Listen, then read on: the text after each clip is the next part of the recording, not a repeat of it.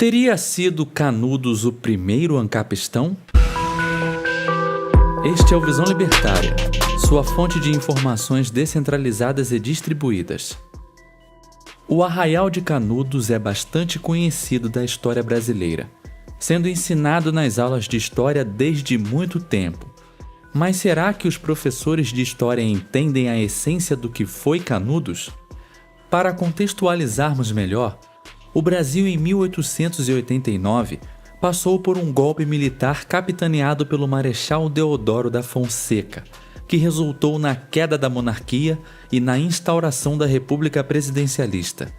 Então, logo de início, a nova república precisava de dinheiro para financiar suas enormes mudanças estruturais, mas o Brasil passava por uma grande crise econômica e, naquele contexto turbulento, os grandes empresários ligados ao governo viram uma oportunidade de recuperar os prejuízos que tiveram com a abolição da escravidão.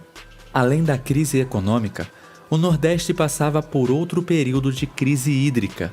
Uma grande seca assolou a região do Ceará de 1877 a 1879, que vitimou cerca de 500 mil pessoas na região, sendo 3 anos sem chuvas, sem plantios e sem rebanhos.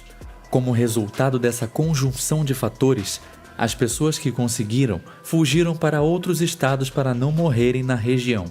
Nesse contexto, surge Antônio Vicente Mendes Maciel, apelidado de Antônio Conselheiro, que foi a figura central de Canudos.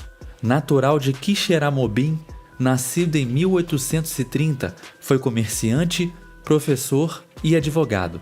Após ter sido abandonado por sua esposa, passou a vagar pelos sertões. Ele fazia parte de um movimento que cresceu na região dos sertões chamado de messianismo. Carentes de lideranças naturais, o povo da região logo passou a ver Conselheiro como uma espécie de profeta. Ele também era contra a separação igreja-estado e acreditava que o novo governo brasileiro era o anticristo na terra. Canudos era uma pequena aldeia surgida no século XVIII, nos arredores da fazenda de Canudos, às margens do rio Vaza Barres. A aldeia possuía uma posição privilegiada na região, pois por lá passavam diversas estradas que chegavam ao rio São Francisco e era um ponto obrigatório de parada de viajantes. Conselheiro chegou em Canudos no ano de 1893. Embora viesse a se tornar um lugar famoso mais tarde, na época, o pacato povoado contava com uma população de meros 250 habitantes e teria cerca de apenas 50 casas. Porém, logo a figura messiânica de Conselheiro atraiu pessoas para o arraial, e graças ao carisma do líder católico, em poucos anos, o povoado chegou a ter a expressiva adesão de 25 mil pessoas. Já mencionamos que a seca assolava o Nordeste naqueles tempos, e com as pessoas fugindo da região, o Estado também passou a ser ausente da vida dos indivíduos. Então, Canudos passou a ter uma existência própria, sem nenhuma obediência ao Estado, mantendo unicamente relações com a Igreja Católica. A organização econômica de Canudos seguia uma tradição sertaneja. Os conselheiristas, que eram nômades, compravam gados com dinheiro de esmolas e ajudavam pequenos agricultores com plantio e colheita por meio de mutirões.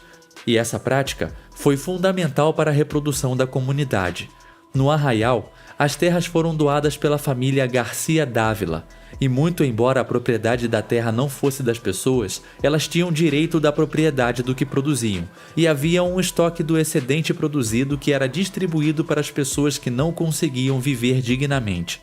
Em Canudos, também não havia circulação monetária e a produção de couro era trocada com comunidades vizinhas, gerando dinheiro para suprir algumas mercadorias que não eram conseguidas localmente. Mas, como era previsível, a prosperidade do povoado de Conselheiro incomodou sobremaneira o Estado, já que Canudos não aceitava as inúmeras imposições feitas a eles. Some-se isso ao fato de que os latifundiários também viam o arraial como uma afronta ao poder deles, principalmente porque Canudos não pagava impostos e Conselheiro, seu líder, era contra a cobrança dos mesmos. Em novembro de 1896, ocorreu o primeiro ataque estatal contra Canudos, havendo o enfrentamento da população local contra 4 expedições militares. Mesmo com algumas baixas, em torno de 80 mortos e 200 feridos, os conselheiristas incrivelmente conseguiram conter as forças policiais baianas na localidade de Uauá, sagrando-se vitoriosos. A segunda expedição, formada por tropas de soldados baianos, também foi vencida mesmo antes de chegar ao arraial. Com as vergonhosas derrotas, o governo da Bahia pediu auxílio federal, que enviou tropas fortemente armadas. Porém, os agressores foram novamente derrotados, o que acabou por fortalecer o movimento de Canudos, já que os milhares de soldados mortos deixaram suas armas no campo de batalha que seriam mais tarde usadas pela resistência. A derrota deste regimento teve uma repercussão enorme na capital brasileira, que acusou o conselheiro de monarquismo, o que implicou no aumento da violência estatal e no lançamento de uma quarta expedição em fevereiro de 1897.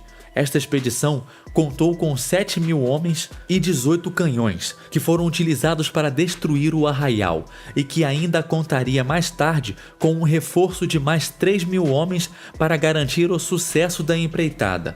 Em setembro de 1897, após várias batalhas, Canudos foi cercado pelo exército. Antônio Conselheiro adoece e acaba falecendo em 22 de setembro. E sem o líder da rebelião para inspirá-los, a população negocia uma rendição em troca da garantia de que suas vidas seriam poupadas.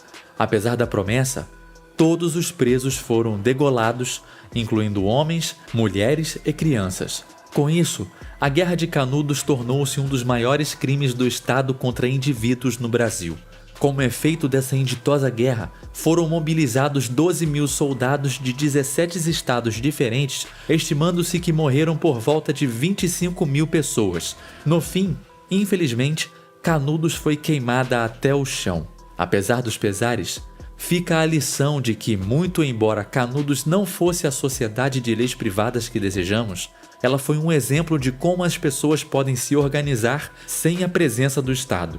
No fim, Canudos representa bem o temor das autoridades estatais contra a associação voluntária e pacífica dos indivíduos, pois todo déspota estatal reconhece esse tipo de associação como uma ameaça ao seu nefasto monopólio da força.